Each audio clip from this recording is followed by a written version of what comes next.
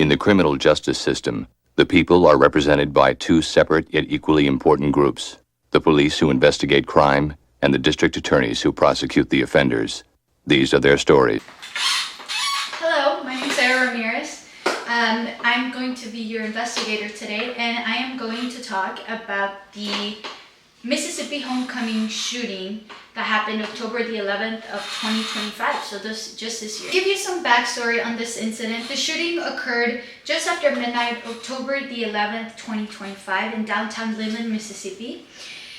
It happened near the intersection of Main Street, where people had gathered after a high school football homecoming game.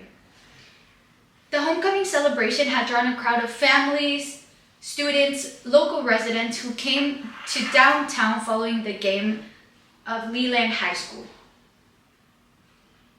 According to local officials, after the incident actually happened, they reported that this was highly unusual, and in the words of the town's mayor, John Lee, said that an event like this never happened in the city. Leland is a small and not so violent city.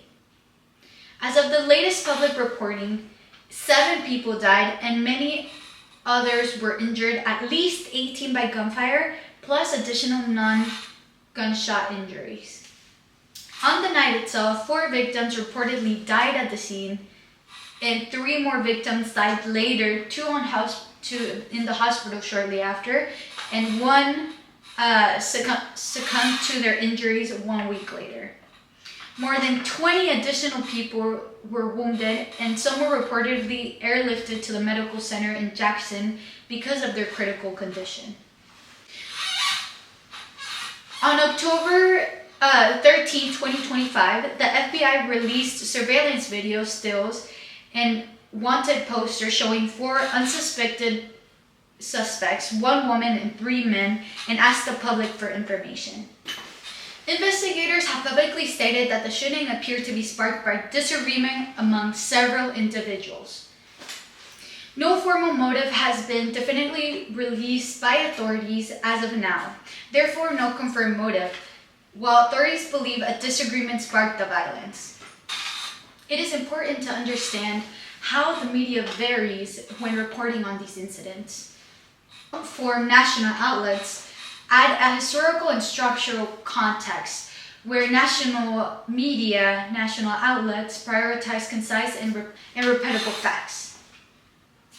TV and social media push real-time updates that lead to quick dissemination of arrest claims that later are changed. Regarding to this incident, television stations mostly use footage from the scene and press conferences, which made their reports feel immediate but sometimes less detailed. Social media, on the other hand, provide a rapid eyewitness context but varies greatly in accuracy. Some posts capture real moments from the scene, while others spread rumors and unconfirmed details, which can cause distortion. Overall, the most trustworthy information came from the professional outlets that followed journalistic standards, while social media played a more chaotic, emotional role in the early hours of the event. It is important, when looking at media, to understand the role of scholarly research and to hear expert input. Breaking stories like this typically rely first on law enforcement sources, witnesses, and officials. They rarely cite academic research in the first 48 to 72 hours, which is problematic because it can create distortion. In the early breaking stages of a story, there is little scholarly research or expert commentary included in the coverage. Most news organizations focus on reporting what happened, who was injured or who was killed, and what law enforcement was doing to investigate it. This is typically a fast-moving event, like mass shootings, where immediate information takes priority over the academic context.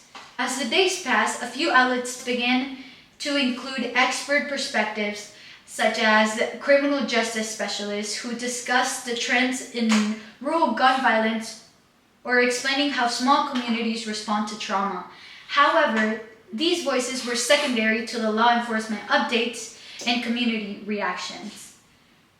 the story remains centered on the incident itself than on research-based explanations. Coverage varies for several reasons, but the biggest factor is the format and purpose of each type of media. Another important reason by the variation is proximity. Local outlets reported the most detailed follow-ups on arrests, funerals, and community heading, while national outlets moved more quickly unless the story had a broader political impact. Each platform shaped the story differently because it serves different authorities and operates in different goals. Although they are covering the same events, they differ on their journalistic style, audience, and platform as well. In the journal article, Media Salience and the Framing of the Mass Murder in Schools, a comparison of the Columbine and Sandy Hook massacre, provides a strong framework of analyzing the media coverage of the Mississippi homecoming mass shooting.